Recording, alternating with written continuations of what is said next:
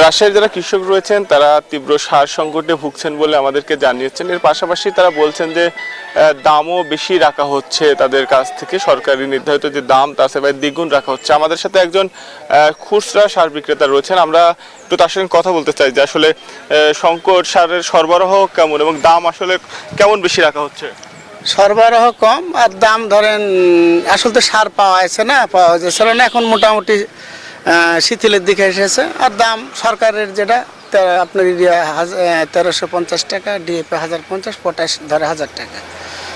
আমরা খুচরা যেহেতু বিক্রি করি গ্রাম অঞ্চলে, আমরা হয়তো 20 টাকা লাভ করে বিক্রি করি। এটি ধন্যবাদ আপনাকে। উনি যেমনটি বলছিলেন যে সারের সরবরাহ কিন্তু একেবারেই কম এবং যারা খুচরা বিক্রেতা রয়েছেন তারা কিছুটা দাম বেশি রাখছেন, তবে যারা কৃষক রয়েছেন তাদের কিন্তু অভিযোগ যে একেবারেই সরবরাহ কম, তারা চাহিদা মতো সার পাচ্ছেন না, ফসল উৎপাদন ব্যাহত হচ্ছে, আর যতটুকু সার পাচ্ছেন সেখানে দাম প্রায় দ্বিগুণ রাখা হচ্ছে, ফলে তারা ফসল উৎপাদন করে লোকসানের সংখ্যায় কিন্তু ভুগছেন। আমরা কৃষি বিভাগ এবং জেলা প্রশাসনের সঙ্গেও কথা বলেছি, তারা বলছেন যে তাদের দাবি যে সরবরাহ স্বাভাবিক রাখা হচ্ছে, তবে দাম বেশি রাখার কথা কিন্তু যে অভিযোগটি তারা সেটি স্বীকার করেছেন, তবে তারা বলছেন যে তারা অভিযান পরিচালনা করবেন এবং যারা দাম বেশি রাখছে তাদের বিরুদ্ধে তারা ব্যবস্থা নেবেন।